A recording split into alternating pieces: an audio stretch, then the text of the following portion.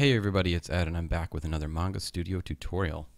This time it's kind of a micro tutorial. It's not anything that's overly complicated or difficult and something you might already be aware of, but just in case you aren't, I'm going to talk about using the layer color function. So what I have here is I have a scan of an analog drawing I did of some pirates in an office. And this guy is looking terrified, sitting there staring at his new captain. This is for a comic that I already did. It's already on my website, so if you want to see the full comic, you can see it at cantorwont.com, Kantorwont.com. And I converted this, I scanned it in and I converted it to a PNG file using Inkscape, and I have another tutorial on how to do that so that I can actually go in and I can throw another layer under it, and I can take a color and I can start coloring under the line art so that it can be used as actual line art rather than as a background layer or a sketch layer. And speaking of sketch layers, the way that you would typically sketch or do take your roughs into Manga Studio and then ink over them, and a way that I've done a lot in the past is I'll import this and I'll actually use the layer color function to make it blue. If you click it, it'll just, at least mine by default makes it blue. And then you can drop your opacity down, put a layer over top of it, take a black pen, and go in and start inking over top of it, right? To use it as sort of a background layer. But as I mentioned in a previous video, I'm trying to not do that anymore. I'm trying to draw. I think that my digital work just lacks some of the spontaneity and roughness that I want a little bit. And so I want to be able to take my actual drawings that I do outside of the computer program and bring them in wholesale and maybe make small tweaks to them before I ink them and then finish them with any fonts or anything like that I want to add. Like for instance, in this particular composition here, I could see a couple issues. I'd like it to fill up more of this box, and so what I would probably need to do is I would probably need to actually make the pirate captain a separate layer, and then probably move him closer to the cubicle, maybe even overlapping the cubicle wall a little bit, so that the whole scene is much more focused in that corner. And then I can make the whole thing bigger because it'll fit in this square, surface. Something else I might do is this guy's head, this third pirate over here, his head's just a little bit smaller than these guys' heads, so it looks a little strange. So I might bump up the size of his head a little bit. Maybe lower it, I don't know. Maybe I do want all of them to just have their noses peeking over the edge. But, I kind of added this guy in here with his head above sort of as a different image, visually. Anyway, the one thing that really bothers me about this is the pirate captain's head. I'm going to zoom in so you can see what I'm talking about. Let's see if this is about what we want. Yeah, that's pretty good. So I like his head, I like his hat, I like his bandana, I like his beard, his big smiling teeth, I like this parrot. One thing that you'll notice about it, I'll take a layer color here, is if this is the center, say this is the center of his chest, and we were to just draw a line straight up from that, that's kind of his since he has a 3/4 turn in his face, it shouldn't line up directly with the middle of his face. His head is basically shifted to the left, and he should have kind of a neck that's about equal sizes on each side of this line. So his head has to move over, but there's some things that I do already like here and that could cause potential problems if I weren't to handle them properly. For instance, I like where the parrot is sitting. And from our visual vantage point, it's okay if his beard overlaps the parrot a little bit.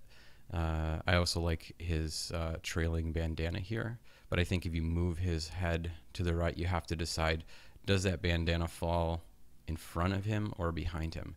So if by moving the head I'm going to overlap lines, which is kind of a nightmare if they're all black.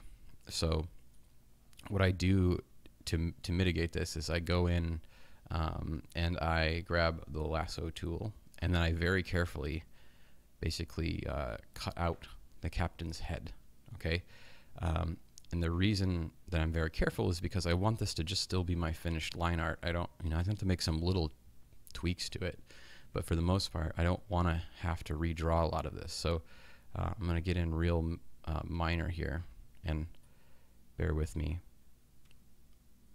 Very carefully try to go through. I find I actually do better with the mouse for this than for other things. So if you have a pen, tablet, Wacom, or something like that, the mouse might do you better. And just go around the whole guy here. It doesn't really matter how far outside the line I am, as long as we're just getting that head. Okay, and make sure I'm on the right layer here. Now I'm going to actually Control X to cut his head off. Oh no, it's a headless pirate. It's a very different comic. And then I'll actually just Control V again to paste it right back where it was. But now you see that there's a copy of the layer. So you might change this one to head, and then this one would be body. But you'll notice that the head is still the same color as the body. So if I were to move it, let's say that I'm going to grab the little move tool here, make sure I have the head, and just use the little arrow keys to kind of scoot the head over this way. Now I'm getting all this nasty overlapping lineage, and it's really hard for me to see where, this is actually probably closer to where his head should be. You can it almost feels better now, right? It feels more symmetrical, it feels more true to life, but now I've got all these overlapping lines, and I might not know when I'm trying to clean it up which line belongs to which layer. So I can change the layer color of the head. Let's just pick a crazy color. You can actually just grab a color over here and you can fill it.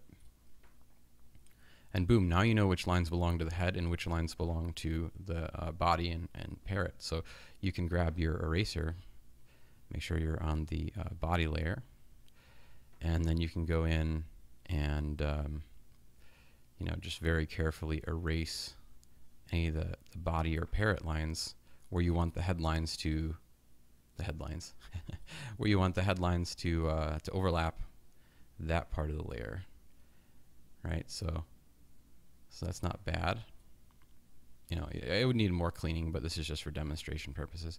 And then over here, make an executive decision to say, okay, the bandana is actually going to fall behind his shoulder instead of in front of it. I can go to the head, and I can very carefully eliminate the green overlapping lines here.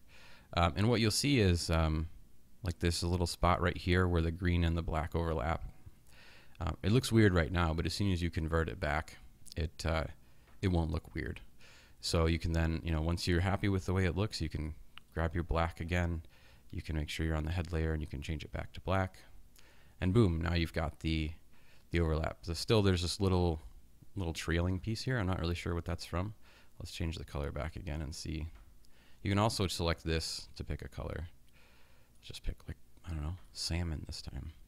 Okay, so that's part of the head. It looks like it's like a trailing from there's this weird like parallax thing where that looks like it's a continuation of the parrot head. So I'd probably actually erase that as well, just to get a cleaner line.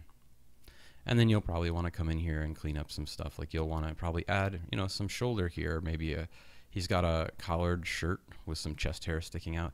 Maybe you want to take the collar and bring it up here and finish it.